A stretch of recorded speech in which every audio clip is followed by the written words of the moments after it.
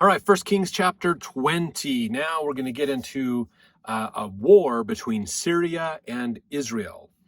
So this is a little bit down the line from the last chapter. There's a bit of time that's transpired between these, but we're going to see some things here. Okay, so verse 1, and Ben-Hadad, the king of Syria, gathered all his hosts together, and there were 32 kings with him and horses and chariots, and he went up and besieged Samaria and warred against it. And he sent messengers to Ahab, king of Israel, into the city and said unto him, Thus saith Ben-Hadad. So Ben-Hadad, that word actually means son of Hadad. Basically, Ben is son of, basically. And maybe what's interesting is he was a relative of Hadad from the time of David and Solomon. So during David and Solomon's time, Hadad was king of Syria.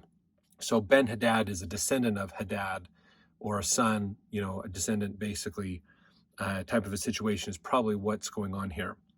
Verse 3, Thy silver and thy gold is mine, thy wives also and thy children, even the goodliest are mine. So Ben-Hadad is threatening Israel, saying, I'm coming in and taking all your stuff, basically. Verse 4, And the king of Israel answered and said, My lord, O king, according to thy saying, I am thine, and all that I have. So this is Ahab going along with this, basically. And verse 5, And the messengers came again and said, Thus speaketh Ben-Hadad, saying, Although I have sent unto thee, saying, Thou shalt deliver me thy silver and thy gold and thy wives and thy children. Yet I will send my servants unto thee tomorrow about this time, and they shall search thine house, and the houses of thy servants, and it shall be that whatsoever is pleasant in thine eyes, they shall put it in their hand and take it away. So he's not only taking he's threatening to come down against them, basically, and he's extorting all their gold and silver and wives, and now he's saying, hey, anything that you find valuable, I want. It's going to be mine now. Verse 7, Then the king of Israel called all the elders of the land and said, Mark, I pray you, and see how this man seeketh mischief. For he sent unto me for my wives and for my children and for my silver and for my gold, and I denied him not. And all the elders and all the people said unto him, Hearken not unto him, nor consent. So they're like, what are you doing? Don't give in to this guy. Verse 9, Wherefore he said unto the messengers of Ben-Hadad, Tell my lord the king, all that thou didst send for to thy servant at the first I will do. But this thing I may not do. And the messengers departed and brought him word again. So he's like, look, I've already given you gold and silver. You've had access to my wives and children, but I'm not giving you all the other precious stuff. The second command I'm not doing, basically. So verse 10, And Ben-Hadad sent unto him and said, The gods do so unto me, and more also, if the dust of Samaria shall suffice for handfuls for all the people that follow me. So he's saying in there, basically in verse 10, he's like, look, if the gods do so unto me, and more also, if the dust of Samaria shall suffice for the handfuls of all the people that follow me, he's saying basically, look, I have more people than you do. And so I am going to, I'm going to come down and take you out, basically, is what it boils down to. Verse 11, And the king of Israel answered and said, Tell him, let not him that girdeth on his harness boast himself as he that putteth it off. So this is a bit of a challenge to Ben-Hadad. What he's saying basically is, don't count your chickens before they hatch. This whole idea of girdeth on his harness. So this kind of goes to a metaphor of when you have like an oxen and you put the yoke on them. This would be like the ox boasting about the great work he's doing before he's done his work for the day. So if it's the morning, he's just getting the harness put on, hasn't done his work for the day, but he's already bragging about his work. That's kind of what Syria is doing, basically. And he's like, dude, don't count your chickens before they hatch. Don't boast of what you're going to do before you do it.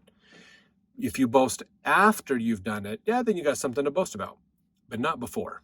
It's just you basically spouting off a bunch of stuff before. It's not worth it. Verse 12, And it came to pass, when Ben-Hadad heard this message, as he was drinking, he and the kings in the pavilions, that he said unto his servants, Set yourselves in array, and they set themselves in array against the city. So they're basically preparing for war. Verse 13, and behold, there came a prophet unto Ahab, king of Israel, saying, Thus saith the Lord, hast thou seen all this great multitude? Behold, I will deliver it into thine hand this day, and thou shalt know that I am the Lord.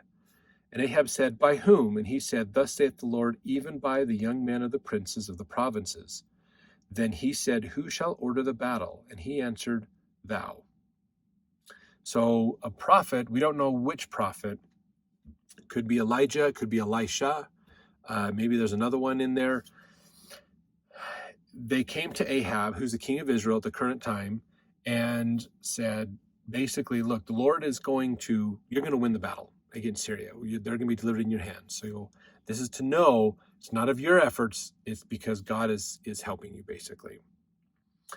So verse 15, then he numbered the young men of the princes of the provinces, and they were 232. And after them he numbered all the people, even all the children of Israel, being 7,000.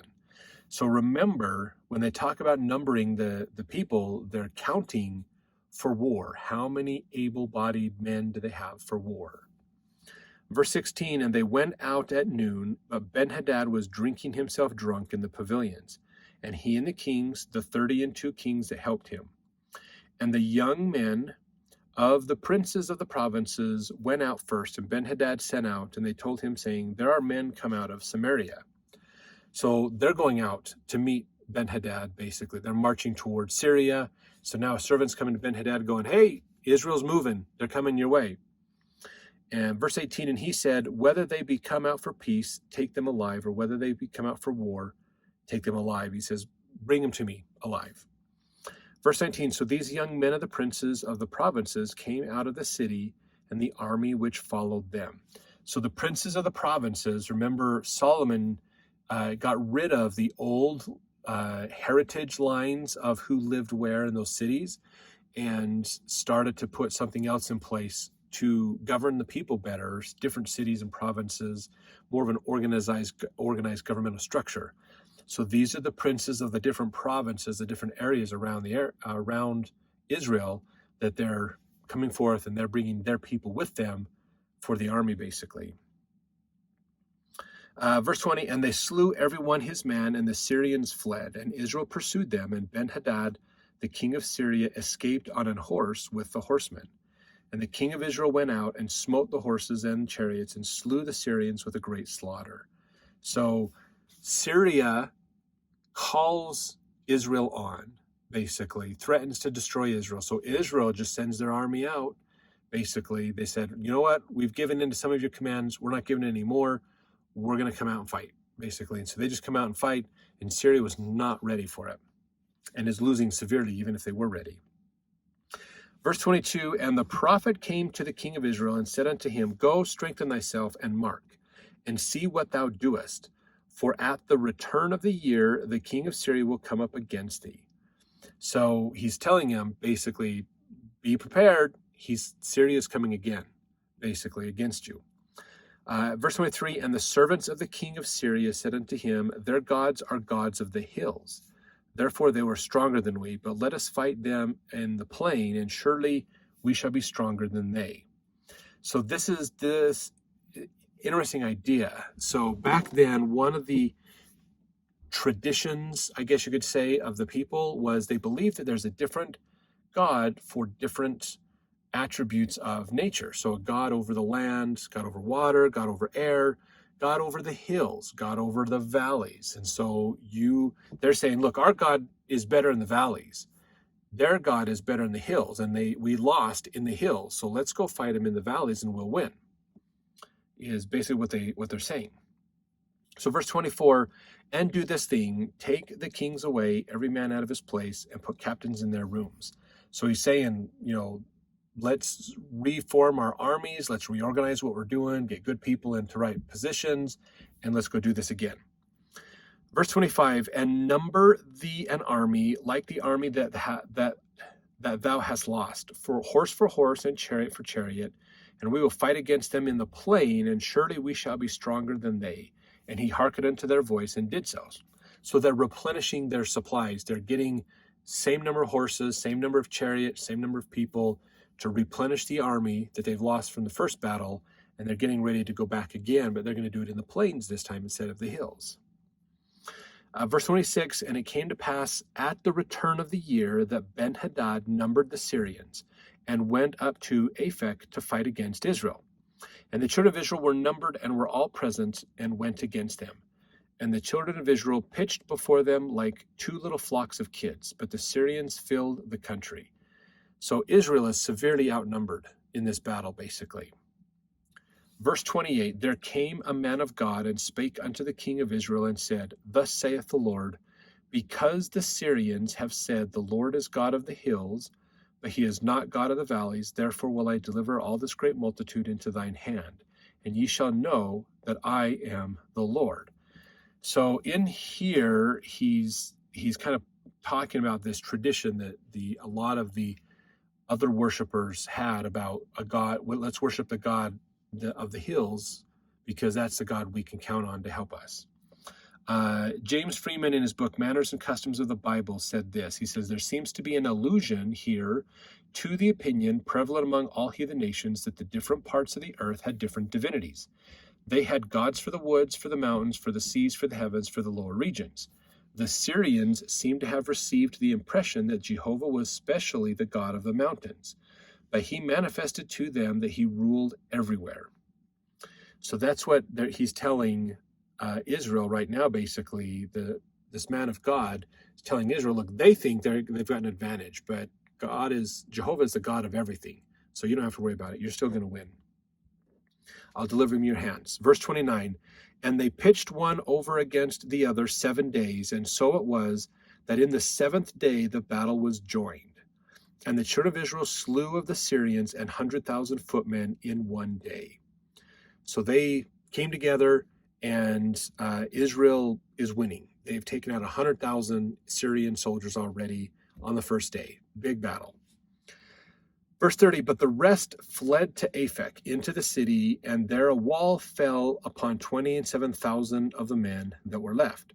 And Ben-Hadad fled and came into the city into an inner chamber. So the wall got knocked over, whether it was a miraculous thing like Jericho, or whether it was sieged and ran into, they hit it, they smashed it with big rocks or something, it collapsed, more Syrian men died. So Ben-Hadad flees to kind of go inside the city and hide, basically. Verse 31, and his servants said unto him, behold, now we have heard that the kings of the house of Israel are merciful kings. Let us, I pray thee, put sackcloth on our loins and ropes upon our heads, and go out to the king of Israel. Peradventure he will save thy life. So now they're going, look, they seem to be pretty benevolent people. They're kind of merciful, so let's just go out and plead mercy and see if he'll let us live. Basically, we've lost. We just don't want to lose our lives now. Let's try to live. Verse 32, so they girded sackcloth on their loins, put ropes on their heads. So this is showing a sign of humility, of humbleness, getting, dirty, old raggedy, wearing a sackcloth. If you've ever dealt with like potatoes, bags of potatoes, that's sackcloth, basically. Can you imagine wearing that against your skin? It's going to itch like crazy. You're going to have problems. So, but it shows humility, basically. So they're trying to show humility and plead for their life. So they put this on, and came to the king of Israel and said, thy servant Ben-Hadad saith, I pray thee, let me live. And he said, is he yet alive? He is my brother. Now the men did diligently observe whether anything would come from him, and did hastily to catch it. And they said, thy brother Ben-Hadad. Then he said, go ye bring him. Then Ben-Hadad came forth to him, and he caused him to come up into the chariot. So the servants went first, and he's like, is Ben-Hadad still alive? Yes, he's still alive. Bring him. Basically, he's my brother. And I don't think he's literally his brother, but more metaphorically, he's my brother. We're friends. Bring him here. Verse 34, and Ben-Hadad said unto him, the cities which my father took from thy father I will restore, and thou shalt make streets for thee in Damascus, as my father made in Samaria. Then said Ahab, I will send thee away with this covenant. So he made a covenant with him and sent him away. So Ben-Hadad's like, we've lost. We'll give back the lands we've taken. My dad took from you, so they're yours. You can do with them as you please. Just spare my life, basically. And so Ahab makes a covenant with him, basically. Verse 35, and a certain man of the sons of the prophet said unto his neighbor in the word of the Lord, smite me, I pray thee. And the man refused to smite him. Then he said unto him, because thou hast not obeyed the voice of the Lord, behold, as soon as thou art departed from me, a lion shall slay thee. And as soon as he was departed from him, a lion found him and slew him. Then he found another man. This is kind of an interesting story here. And he said, smite me, I pray thee. And the man smote him, so that in smiting he wounded him. So the prophet departed and waited for the king by the way, and disguised himself with ashes upon his face. So this is one of the sons of the prophets. The sons of the prophets, they have this tendency of their life being used as a symbol. We're going to see this a lot in Isaiah with his son. Man, you just kind of feel bad for the kid, because your name is a symbol of what prophecies there are against Israel. You know, sometimes you go through life having experiences, like Elijah had some experiences that were symbolic of the relationship of Israel and with God and all kinds of things. So the son of the prophet was told by God, according to this, it's assumed, he was told by God, go to somebody and tell him to smite you. And if he doesn't smite you, curse him. So he goes to one guy, and the guy's like, no, I'm not going to smite you. He gets cursed and dies. The second guy smacks him hard, gives him a good wound. He's fine. And so now this prophet or son of the prophets puts ash on his face, kind of hides himself so it's hard to recognize him, and is waiting for the king to pass by to teach the king this metaphor, basically, that he is using his life to understand. Verse 39, as the king passed by, he cried unto the king, and he said, thy servant went out into the midst of the battle. And behold, a man turned aside and brought a man unto me and said, keep this man. If by any means he be missing, then shall thy life be for his life, or else thou shalt pay a talent of silver. And as thy servant was busy here and there, he was gone. And the king of Israel said unto him, so shall thy judgment be, thyself hast decided it. And he hasted and took the ashes away from his face, and the king of Israel discerned him that he was of the prophets. So he's kind of saying, oh, hey, great king, I've got a problem. I was in the battle, and I was supposed to protect this guy. And I was told if I don't protect this guy, then I lose my life or I have to pay money, basically. And while I was doing some things, this guy left, and so I couldn't find him. So what do I do? And the king's like, well, you should be punished then. You've already agreed to that, so you should be punished. So he's kind of, in a way, convinced the king of the principle of what he's going to teach him. And then he wipes his face off and reveals he is one of the sons of the prophets. And now the king's like, oh, crap, I just stepped into something here. This isn't going to be good. So here's what he said. Verse 41, and he hasted and, I said that one. Verse 42, excuse me. And he said unto him, thus saith the Lord, because thou hast let go of thy hand a man whom I appointed to utter destruction, therefore thy life shall go for his life, and thy people for his people. And the king of Israel went to his house heavy and displeased, and came to Samaria. So apparently the king was told to get rid of Ben-Hadad. He needs to be killed. And he let Ben-Hadad go. Remember that story of Saul with it's better to obey than to sacrifice? That's coming up again here, basically. So the king has not kept the commandments. He has not obeyed. And so he is going to pay with his life. He's going to have the judgment meted out, just like what this principle was of, he thought, well, that's fair. If it was your life or his life and you've lost that guy, then it's your life. So he can't argue with the principle now of what's going to happen, basically. So let's jump to chapter 21 to learn the rest of the story.